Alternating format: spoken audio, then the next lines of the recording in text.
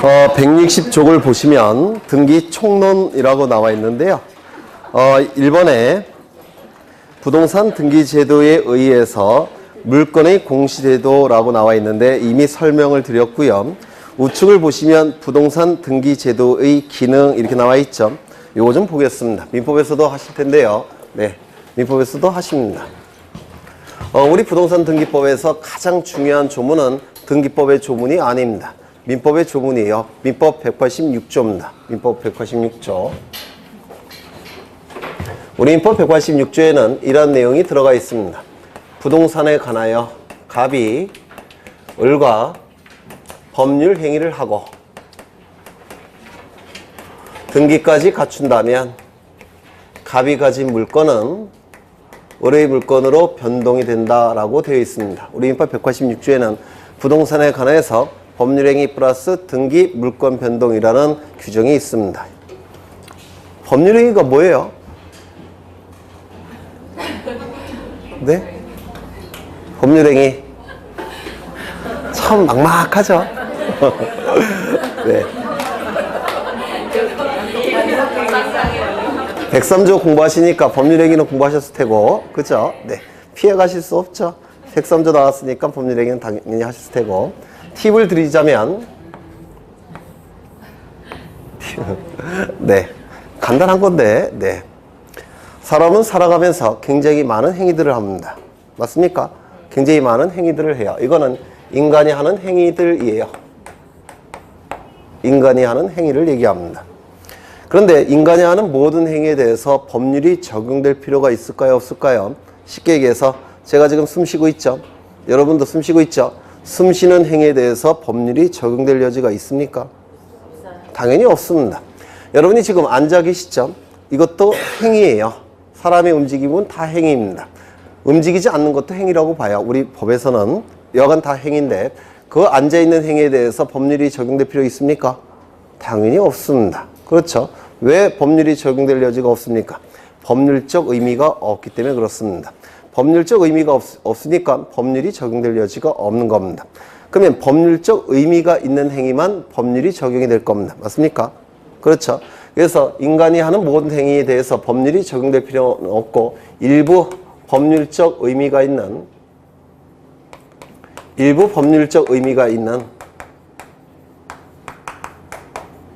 행위만 법률이 적용이 되는 겁니다. 이 법률적 의미가 있는 행위를 법률행위라고 불러요. 법률적 의미가 있는 행위. 그러면 이 법률적 의미가 있다는 건 무엇을 의미하냐면 권리의 발생, 변경, 소멸, 이를 뭐라고 얘기합니까? 권리 변동이라고 얘기하죠. 권리의 변동과 관련된 뜻과 생각이 표시가 된 것. 이것이 법률적 의미가 있다는 뜻이에요. 그러면 법률적 의미가 있는 행위라는 얘기는 권리 변동과 관련된 뜻과 생각이 표시가 된 행위. 이게 바로 법률 행위입니다. 법률이 적용될 여지가 있다라는 겁니다. 너무 길죠? 그래서 여기서부터 여기까지 생략합니다. 그래서 의사표시가 있는 행위, 이게 법률 행위예요. 권리의 발생, 변경, 소멸과 관련된 뜻 있자예요.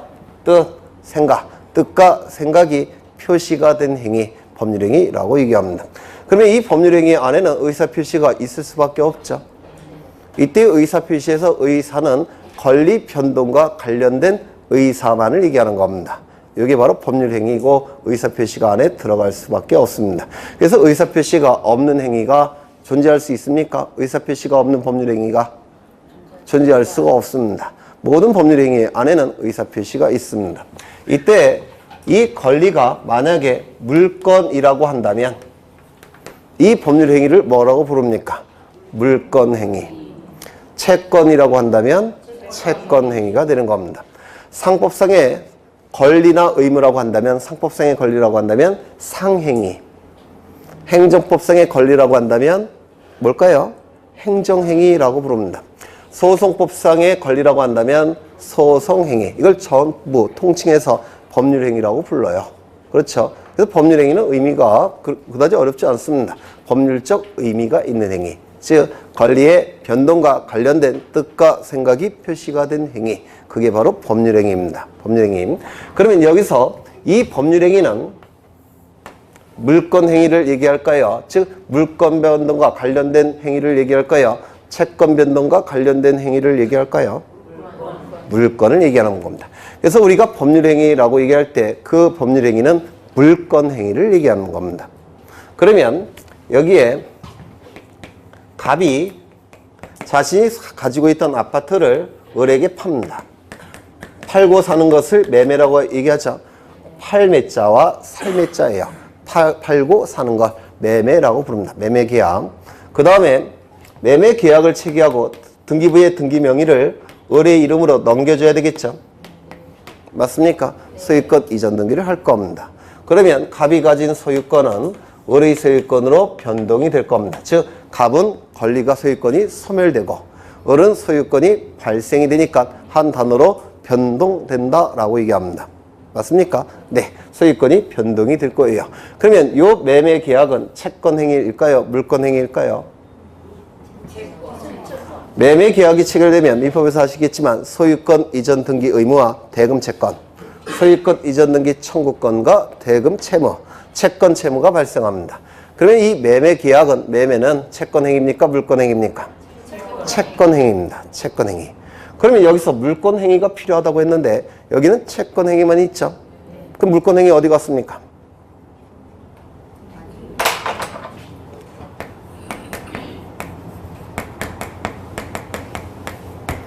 채권 행위 안에 물권 행위가 있다는 것이 우리 판례예요.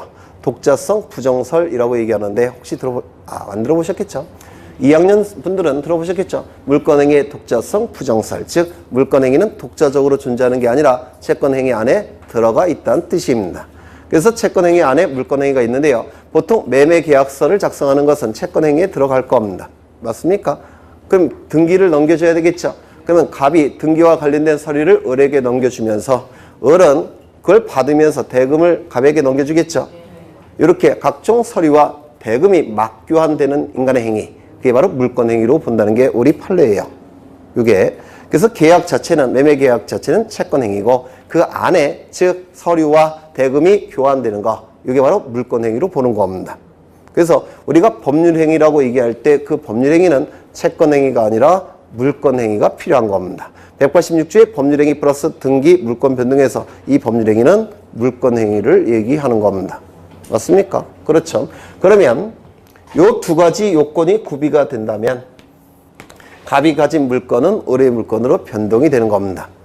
맞습니까? 물권행위 플러스 등기까지 갖추면 갑이 가진 소유권은 을의 소유권으로 변동이 됩니다. 그러면 이것은 등기는 두 가지 요건이 구비되어야지만 소유권 물권이 변동이 되니까 요거는 물권 변동의 성립 요건이라고 얘기할 수 있습니까? 성립 요건.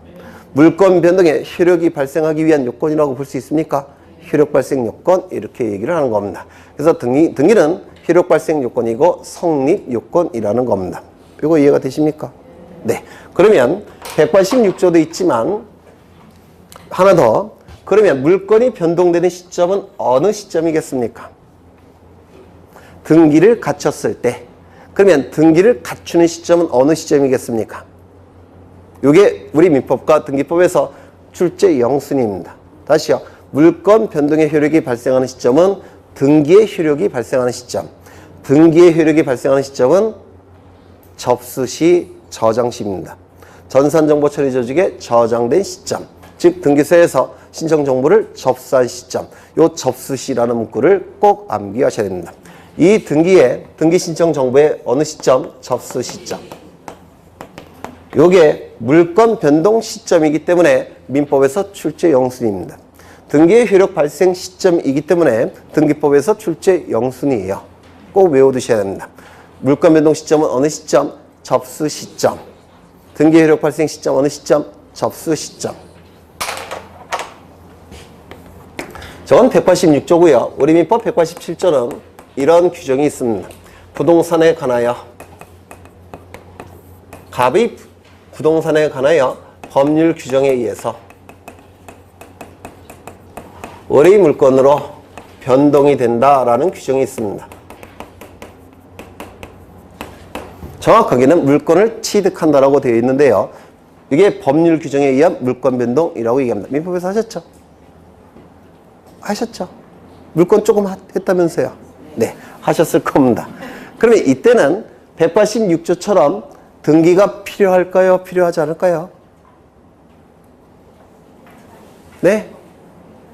등기라는 공시 방법이 필요할까요? 필요하지 않을까요?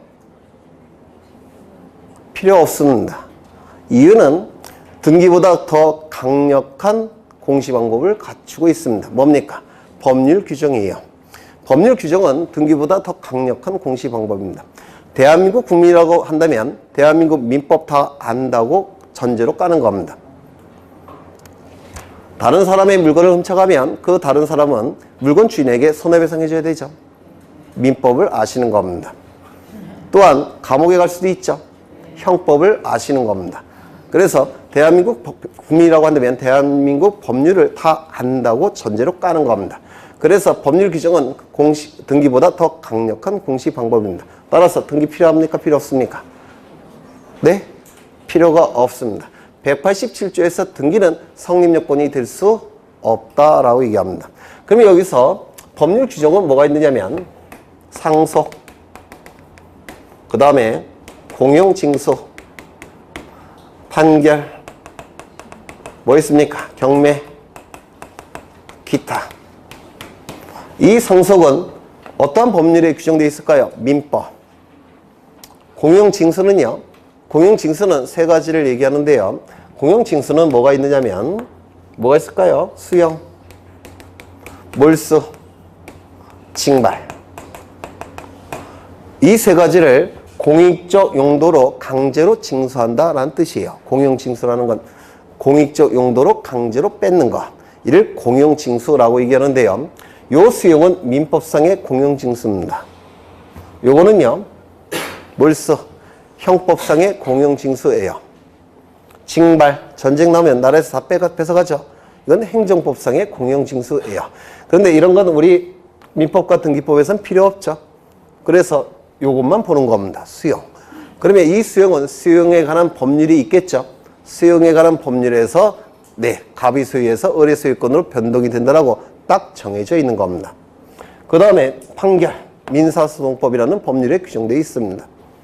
경매, 민사집행법이라는 법률에 규정되어 있습니다. 각종 법률의 기타에 관한 내용도 들어가 있을 겁니다. 그러면 이 법률 규정에 의한 물권 변동이라고 할 때 이때는 등기라는 공시 방법이 필요하다, 필요 없다?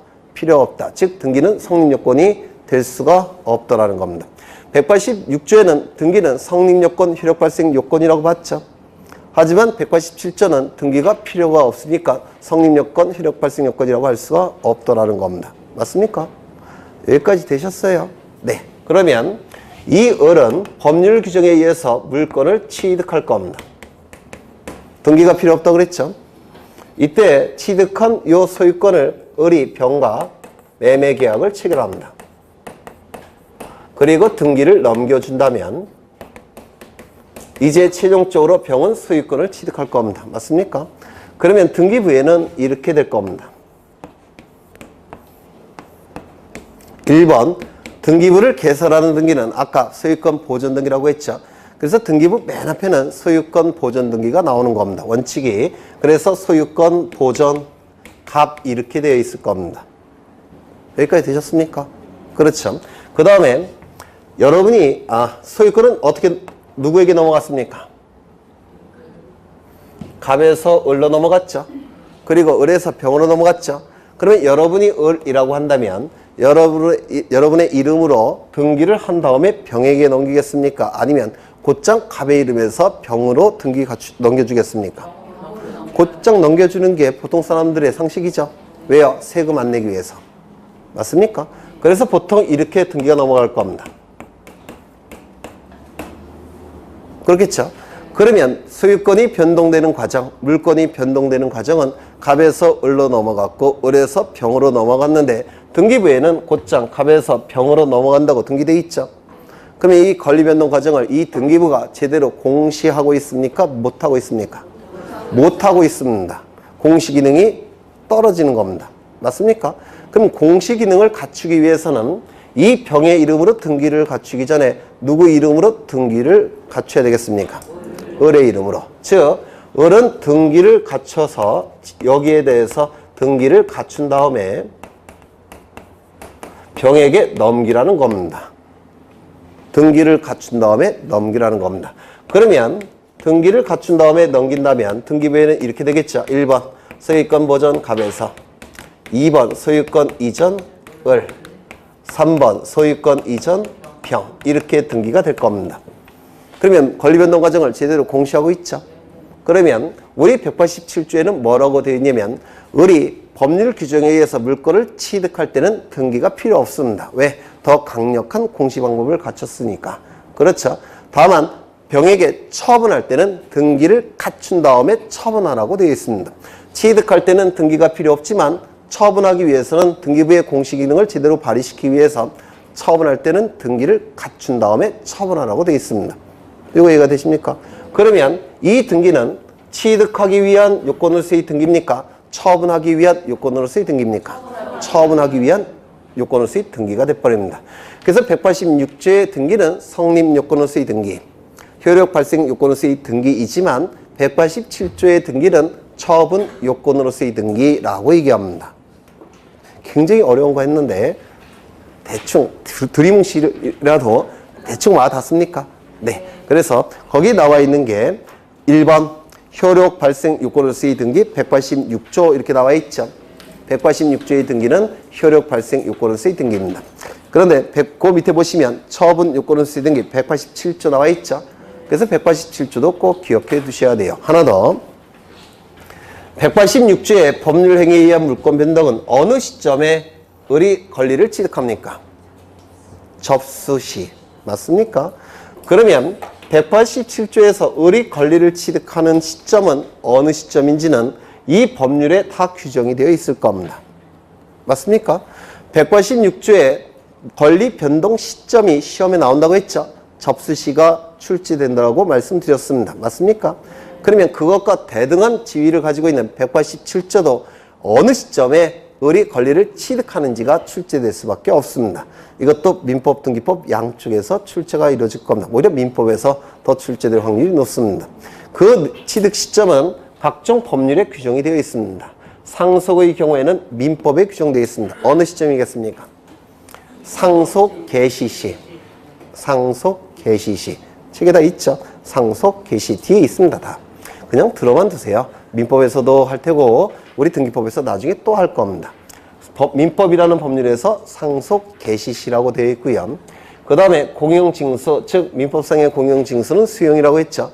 수용의 경우에는 어느 시점에, 토지수용법에서 어느 시점에 규정이 되어 있냐면 수용기일에, 수용기일, 수용한 날이라고 되어 있습니다.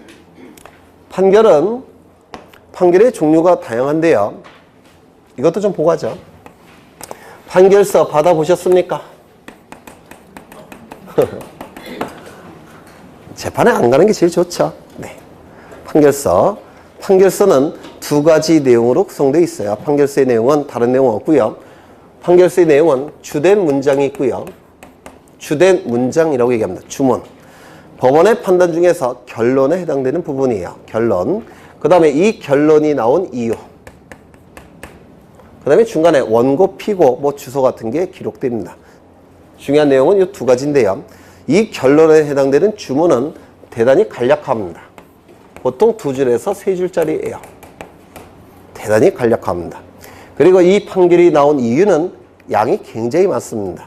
수백 장이 될 수도 있고 수천 장이 될 수도 있고 한 10장이 될 수도 있습니다. 근데 이 주문이 2줄에서 3줄짜리인데요. 이 주문의 끝문장이 무엇을 확인한다라고 끝나면 이 판결을 확인 판결이라고 부릅니다. 확인 판결.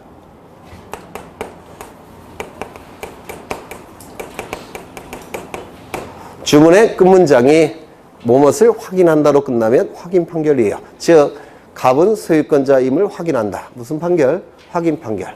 을은 전세권자임을 확인한다. 무슨 판결? 확인 판결. 그 다음에 임차인임을 확인한다. 무슨 판결? 확인 판결이라고 얘기합니다. 이 주문의 끝문장이 이행하라 라고 끝나면 무슨 판결일까요? 이행 판결입니다. 갑은 소유권 이전 등기 의무를 이행하라. 무슨 판결일까요? 이행 판결. 을은 저당권 설정 등기 의무를 이행하라. 무슨 판결? 이행 판결입니다. 그 다음에 뭐뭐 한다로 끝나면 이를 형성 판결이라고 부릅니다. 법률 관계가 형성된다고 해서 형성 판결이라고 불러요. 갑남과 을녀는 이혼한다. 무슨 판결일까요? 형성 판결입니다. 부부 관계가 딱 끝나버립니다. 그래서 형성 판결이라고 불러요. A 지점부터 B 지점까지 분할한다. 무슨 판결입니까? 형성 판결입니다. 그래서 뭐뭐 한다로 끝나면 이건 전부 다 형성 판결이라고 불러요. 이때 등기와 관련된 이 판결은, 등기가 필요 없는 이 판결은 형성 판결을 의미합니다. 민법에서 하실 거예요.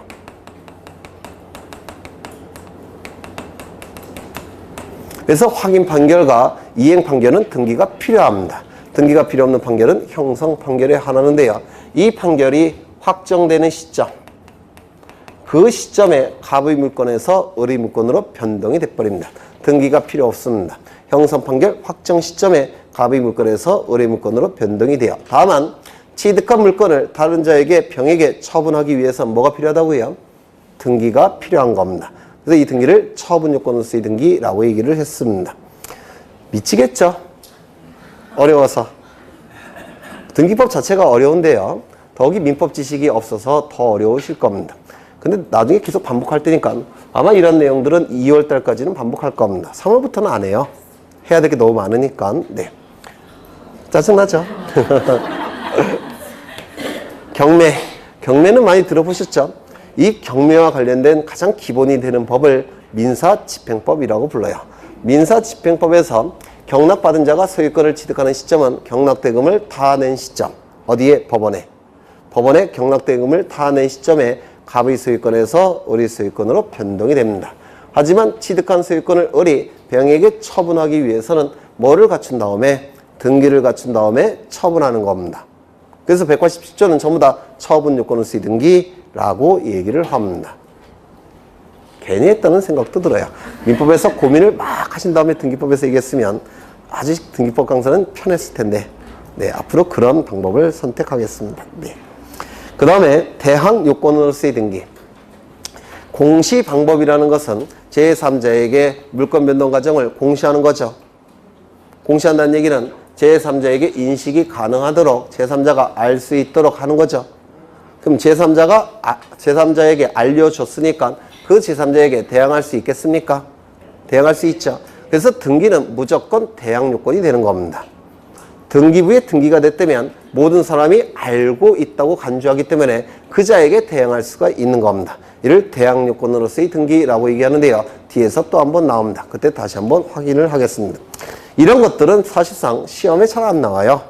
나오는 거는 이거죠. 네, 접수시, 그 다음에 물권 변동 시점, 상속 개시 시, 그 다음에 수용한 날, 그 다음에 여기는요, 확정 판결 시, 형성 판결 확정 시, 여기는요, 경락대금을, 요즘은 경락대금이라는 용어를 안 쓰고요, 매각대금이라는 용어를 씁니다. 매각대금을 다 낸 때, 이런 게 출제가 되는 겁니다. 그 다음에 부동산 등기제도의 목적이라고 나와 있는데, 부동산 등기의 개념은 아까 이미 설명을 드렸습니다. 다시 한번 확인하고 가겠습니다. 누가 등기소에 있는 등기관이 무엇을 부동산 표시와 관리에 관한 정보들을 어디에다가? 부동산 등기부에다가 어떻게 등기법이 정하는 절차에 따라서 기록하는 것, 기록 자체를 부동산 등기라고 봤죠. 네. 그래서 우리 책에는 그 절차는 생략되어 있는 겁니다. 그 다음에 용어의 정의는 나중에 보시면 되고요. 그 다음에 163쪽을 보시면 등기제도 이렇게 나와 있고요. 이런 것들은 뒤에 다 나옵니다. 뒤에 나오니까 뒤에서 보시게 될 겁니다. 쭉 넘어가겠습니다.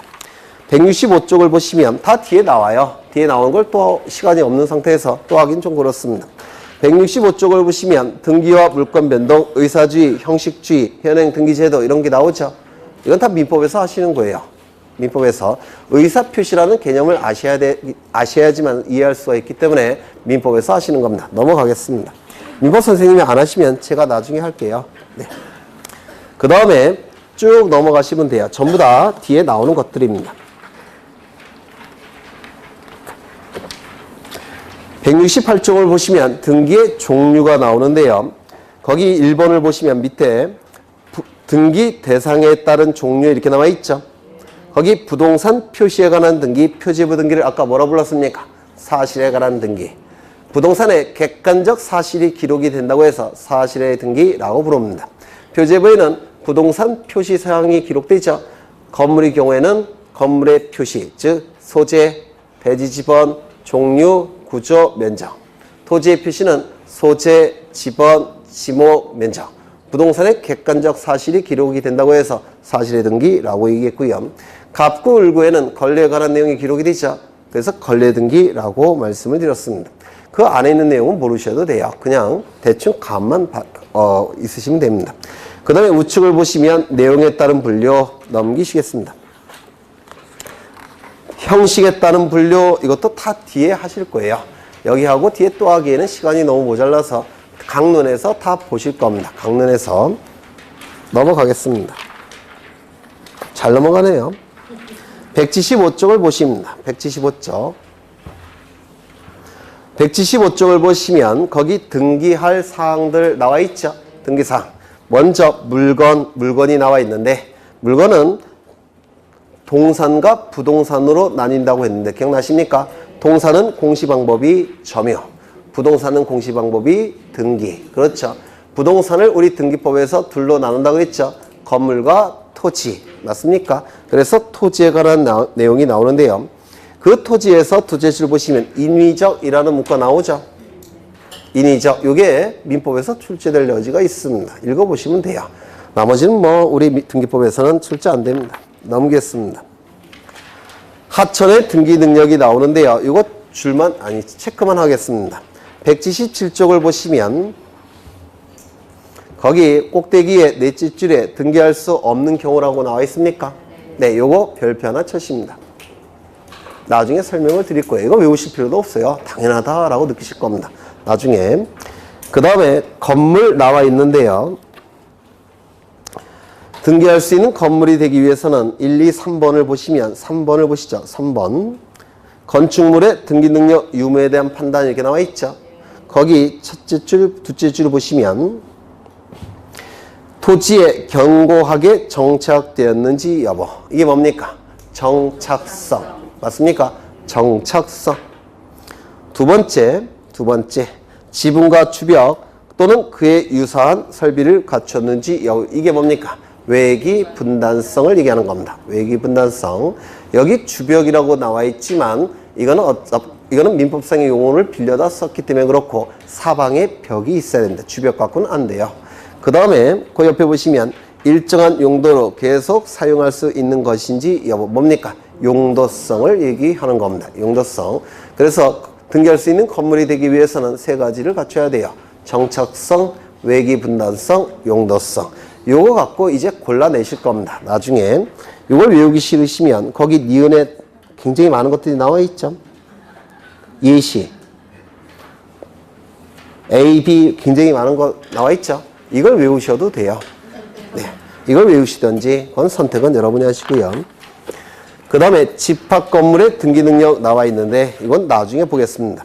나중에. 지금 볼까요? 보겠습니다. 보지 말자고요? 네. 나중에 보죠. 네. 그 다음에 우측을 보시면 부동산 등기법상 등기할 수 있는 권리 굉장히 많은 내용이 나와 있는데 우리 등기법에서는 가장 본질적 권리인 소유권과 소유권에서 도출되는 소유권 이외의 권리에 관한 정보로 나눕니다. 소유권에 관한 정보는 어디에 기록한다고요? 갑구에. 소유권 이외의 권리에 관한 정보는 어디에 기록한다고요? 을구에. 네. 거기 나와 있는 내용은 다 민법에서 하시는 거예요. 그 다음에 180쪽을 보시면 표가 하나 나와 있죠.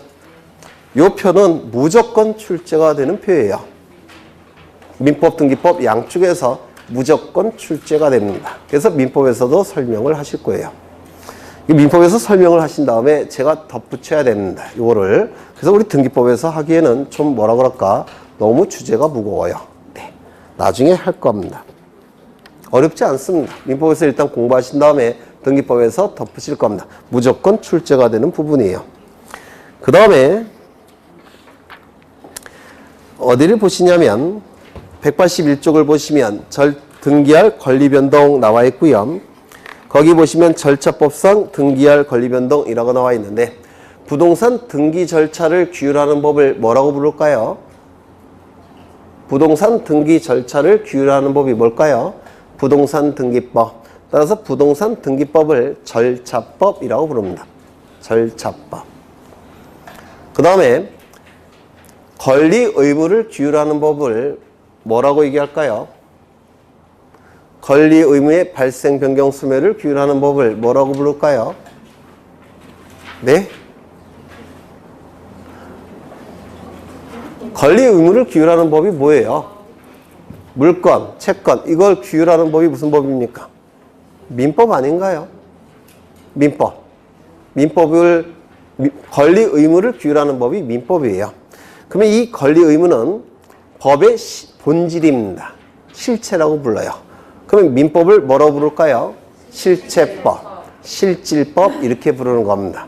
민법을 실체법, 권리 의무를 규율하는 법이 민법이니까 권리 의무는 법의 실체입니다.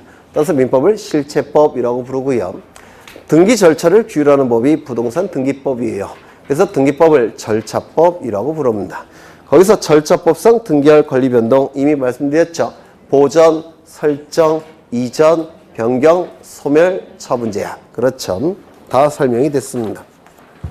책에 나와 있는 내용대로 암기하실 필요는 없어요. 왜냐하면 요거 자체가 출제되지는 않습니다. 출제될 수 있는 것은 다시 제가 밑줄 치고 설명을 드릴 테니까 구체적으로 이 안에 있는 내용을 외우시면서 스트레스 받을 필요는 전혀 없습니다.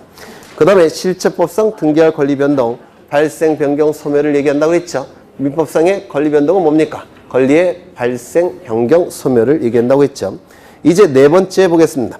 실체법적 등기사항과 절차법적 등기사항이라고 나와 있는데요. 개념이 좀 어렵죠. 실체법상 등기사항과 절차법적 등기사항.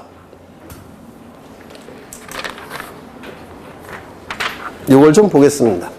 예전에는 가끔 출제가 되는데 요즘은 잘 안 나와요. 이렇게 쉬운 내용은. 네, 좀 보겠습니다. 우리 민법 186조에는 어떠한 내용이 규정이 되어 있느냐면 부동산에 관하여 갑과 을이 법률 행위를 하고 등기까지 갖춘다면 갑이 가진 물건은 을의 물건으로 변동이 된다라고 규정되어 있습니다. 이게 어려우시면 법률행위 대신에 매매 이렇게 이해하시면 되고요. 이 등기 대신에 소유권 이전 등기라고 이해하시면 돼요. 매매 안에는 물권행위가 있다고 했죠. 아까 말씀드리지 않았습니까? 그렇죠. 그러면 이 두 가지 요건이 구비가 돼야지만 물건이 변동이 되죠. 맞습니까? 그렇지 않습니까? 그러면 이 등기는 물권 변동과 관련된 등기죠. 맞습니까? 그러면 이 물권을 규율하는 법은 무슨 법입니까? 민법이죠. 민법 아닙니까? 그러면 이 민법을 또 뭐라고 불렀습니까? 실체법이라고 불렀죠. 민법을 실체법이라고 그랬죠. 그러면 이 등기는 민법과 관련된 등기라는 겁니다. 실체법과 관련된 등기라는 겁니다. 그래서 실체법상 등기사항이라는 건 뭐냐면 권리 변동과 관련된 등기사항들, 이를 실체법상 등기사항이라고 부릅니다. 권리의 발생, 변경, 소멸과 관련된 등기들, 이걸 실체법상 등기사항이라고 불러요. 그렇다면 우리 민법 187조는 부동산에 관하여 갑이 물건이 을의 물건으로 법률 규정에 의해서 변동이 되죠. 이렇게 물건이 변동이 될 겁니다. 저도 어려워요. 민법이 전혀 안 되신 상태에서 하려니까 조금, 네. 그래요. 네. 그런데 이 을이 물건을 취득할 때는 등기가 필요합니까? 필요 없습니까? 필요 없죠. 따라서 이 을이 물건을 취득할 때는 등기가 필요 없었습니다. 다만 취득한 물건을 다른 자에게 처분하기 위해서는 등기를 갖춘 다음에 을의 이름으로 등기를 갖춘 다음에 처분해야 될 겁니다. 맞습니까? 그래서 이 등기를 아까 뭐라고 불렀습니까? 처분하기 위한 등기, 처분 요건서의 등기 이렇게 불렀죠. 그러면 이때 을이 물건을 취득하는 데 있어서 이 등기는 역할을 수행했습니까? 수행을 못했습니까? 못했죠. 법률 규정에 의해서 물건을 취득했기 때문에 갑의 물건에서 을의 물건으로 변동할 때 등기가 필요가 없었습니다. 단지 처분할 때 필요한 등기죠. 그러면 을이 물건을 취득할 때, 갑은 물건이 소멸될 때 이 등기는 필요했습니까? 필요하지 않았습니까? 필요하지 않았죠. 그러면 이 등기를 실제법상의 등기사항이라고 볼 수가 있습니까? 없습니까? 없습니다. 그렇죠. 이 등기는 187조의 등기는 갑의 물건에서 을의 물건으로 변동할 때 필요가 없었던 등기입니다. 따라서 실제법상의 등기사항이라고 볼 수는 없습니다. 다만 이 등기도 부동산 등기법에 적용을 받습니까? 받지 않습니까? 받겠죠. 따라서 실제법상의 등기사항은 아니지만 등기법에 적용을 받기 때문에 이걸 절차법상의 등기사항이라고 부릅니다. 등기법에 적용을 받는 등기는 전부 다 절차법상의 등기사항이에요. 이 등기는 갑의 물건 변동과 갑의 물건에서 을의 물건으로 변동될 때 이 등기가 필요했으니까 물건과 관련된 등기사항, 실제법상의 등기사항이라고 불렀죠. 또한 등기법에 적용을 받습니까? 받지 않습니까? 모든 등기는 다 등기법에 적용을 받아요. 등기법에 적용을 받지 않는 등기는 아예 없습니다. 그러면 이 등기는 등기법에 적용을 받습니까? 받지 않습니까? 받겠죠. 그럼 186조의 등기는 실제법상의 등기사항이면서 동시에 절차법상의 등기사항입니다. 187조의 등기는 물건 변동에 영향을 미친 적이 없으니까 실제법상의 등기사항은 아닙니다. 다만 등기법에 적용을 받기 때문에 절차법상의 등기사항이라고 부릅니다. 되셨나요? 그러면 모든 등기는 전부 다 등기법에 적용을 받기 때문에 모든 등기는 하나도 빼먹지 말고 모든 등기는 다 절차법상의 등기사항입니다. 모든 등기는 다 절차법상의 등기사항이에요.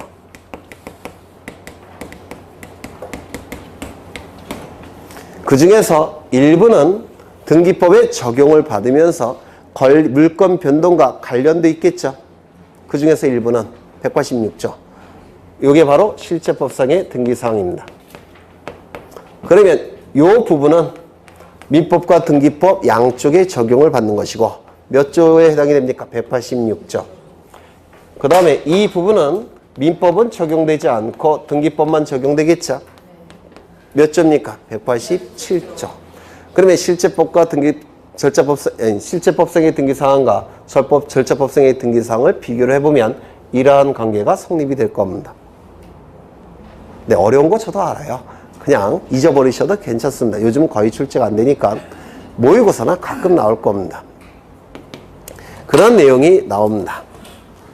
정리를 해보면 권리 변동과 관련된 등기사항을 뭐라고 얘기한다고요? 실제법상의 등기사항, 민법상의 등기사항. 그 다음에 모든 등기사항은 무슨 등기사항이라고요? 절차법상의 등기사항 이렇게 이해하시면 됩니다. 네, 안 나올 것 같아요. 그 다음에 184쪽을 보시면 실제법상의 등기사항과 절차법상의 등기사항의 관계라고 되어 있는데요. 거기 셋째 줄 보시면 절차법상의 등기사항은 실제법상의 등기사항보다 그 범위가 넓고 실제법상 등기사항은 모두가 절차법상의 등기사항에 포함된다. 맞습니까? 이 그림을 떠올리시면 돼요. 그러면 절차법상의 등기사항이라고 해서 전부 다 실제법상의 등기사항에 포함됩니까? 그건 아니겠죠. 모의고사에 이 정도 출제가 됩니다. 실제 시험은 안 나올 것 같아요. 그 다음에 법률 규정에 의한 물건 변동, 거기 상소, 공영징수, 판결, 경매, 기타 이렇게 나와 있는데요. 출제가 되는 부분은 물건 변동 시점이 출제가 됩니다. 물건 변동 시점. 186조의 법률행위로 인한 물건 변동은 물건 변동 시점이 어느 시점이라고요? 어느 시점? 접수 시. 이거는 민법, 등기법 양쪽에서 출제 영수입니다. 186조의 물권 변동 시점은 어느 시점이라고요? 접수 시 반드시 암기하셔야 됩니다. 187조의 물권 변동 시점도 출제할 수밖에 없습니다. 186조가 중요하니까 187조도 이 187조에서 다른 거 다 필요 없고요. 물권 변동 시점 그걸 기억하시면 돼요. 상속은 어느 시점? 상속 개시 시. 공용 징수는 어느 시점? 수용한 날, 수용기. 그 다음에 판결은 형성 판결 확정 시. 그 다음에 경매는 매각대금을 다 낸 때. 매각대금을 다 낸 때. 그 다음에 기타는 뭐 나중에 보시면 될 테고 넘기겠습니다. 이제 등기 효력을 보실 건데요. 등기 효력. 이건 다 볼 겁니다. 등기 효력.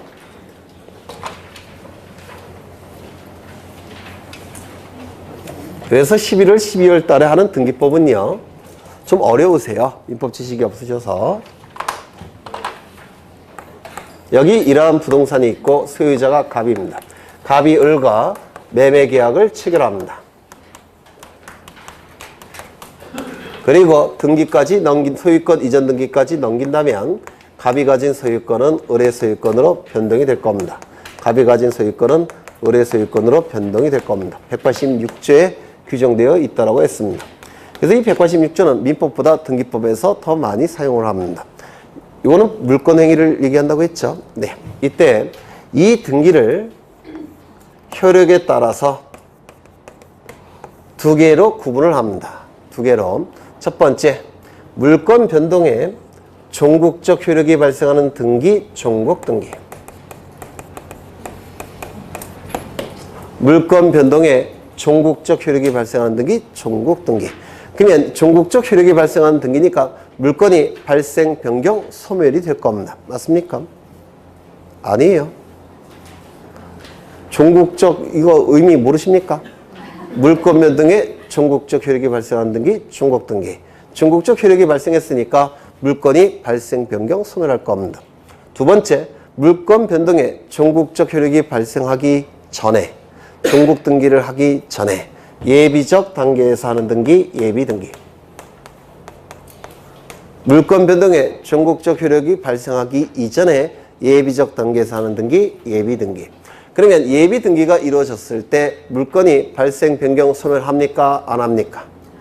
아직은 안 하는 겁니다. 여기에 해당되는 게 뭐가 있느냐면 가등기라는 게 있습니다. 임시로 하는 등기라는 뜻입니다. 임시 가짜를 써요. 임시로 하는 등기. 즉 종국 등기를 하기 전에 임시로 하는 등기, 가등기라고 합니다. 이건 우리 등기법에서 가장 중요합니다.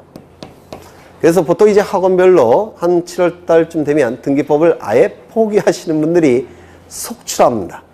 근 70%, 80%까지 나와요. 너무 어려워서.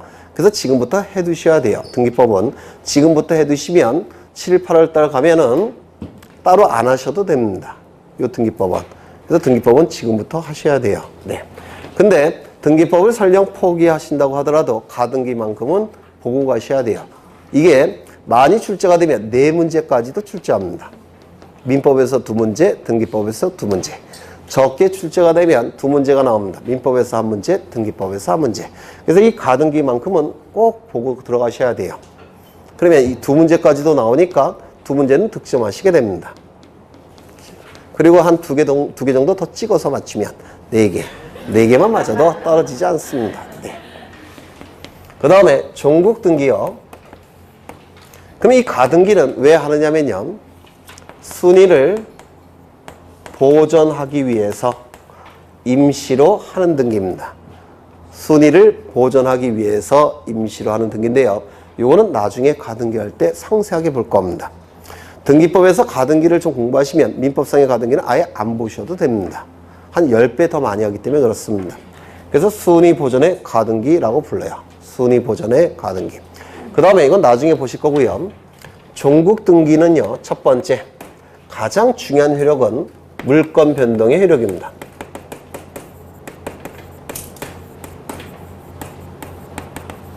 물권 변동에 종국적 효력이 발생하는 등기가 종국 등기예요.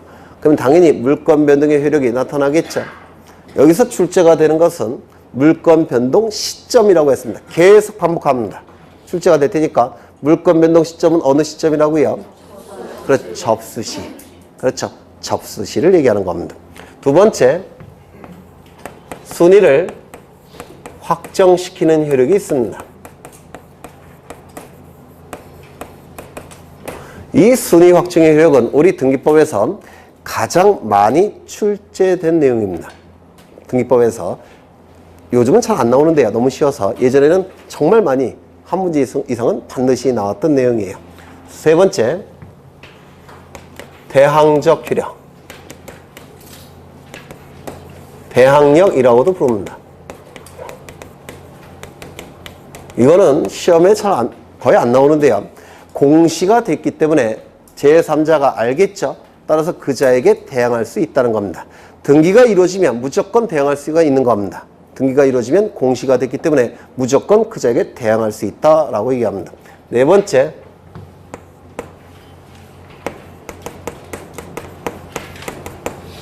추정력. 이 추정력은 민법에서 출제한 1순위 될 테고 우리 등기법에서도 출제한 그렇죠. 1순위 정도 될 겁니다. 거의 출제된다고 보셔야 돼요. 하나만 보고 가죠. 이 추정력의 본래 용어는 권리 추정력입니다. 권리 추정력. 앞에 권리라는 문구가 생략됐습니다.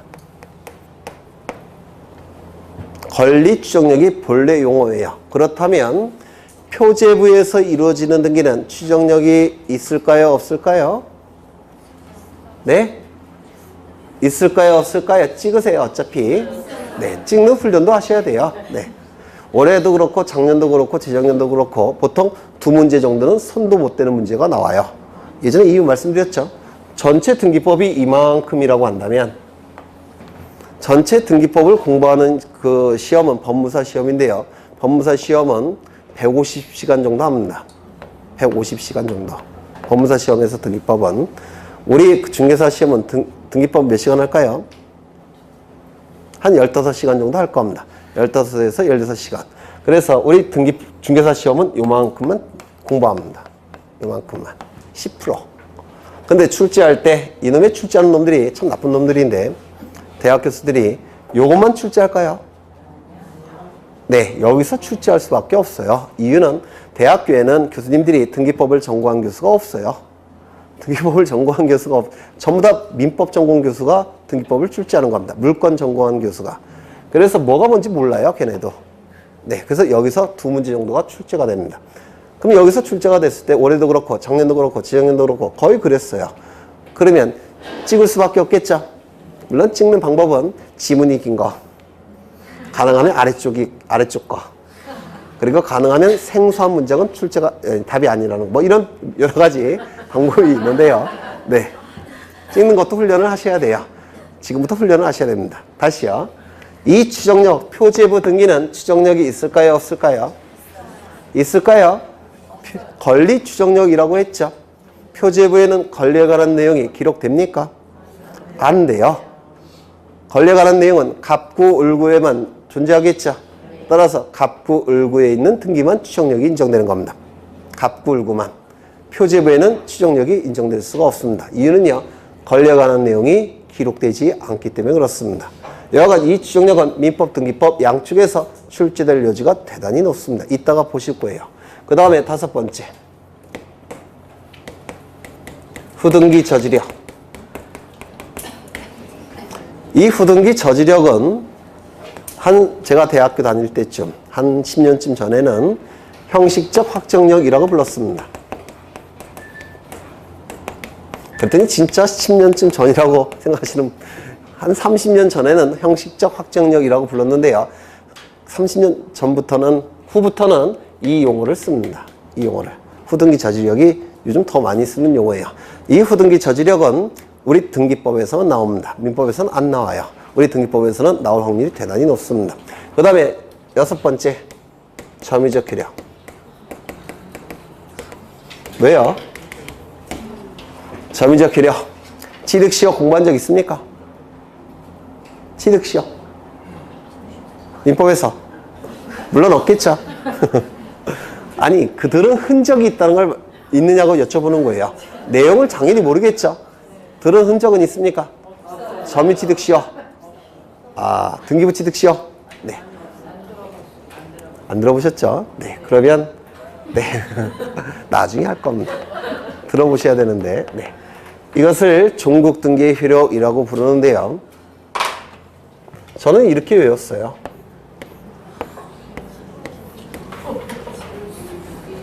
물에 빠진 순대는 보통 안 먹을 테니까 나중에 먹을 수 있다라고 생각하셔서 물순대 추후점유. 물순대는 물에 빠진 순대는 추후에 점유해도 먹을 수 있다는 뜻입니다. 왜? 다른 사람이 안 먹을 테니까. 물순대 추후점유. 여기서 출제가 되는 거, 요거 뭐가 출제가 된다 그랬죠? 접수시. 접수시가 출제가 되고 있고요. 그 다음에 순위 확증의 효력은 이따가 볼 건데요. 워낙 이전에 많이 출제가 됐기 때문에 기억해 두셔야 됩니다. 그 다음에 요거는 출제 안 되고요. 요거 출제가 됩니다. 권리추정력. 대단히 어렵습니다. 요게. 그 다음에 요건 우리 등기법에서 출제가 됩니다. 우리 등기법에서. 그래서 요 별표 친 거 위주로 보겠습니다. 잠시 쉬었다가. 네.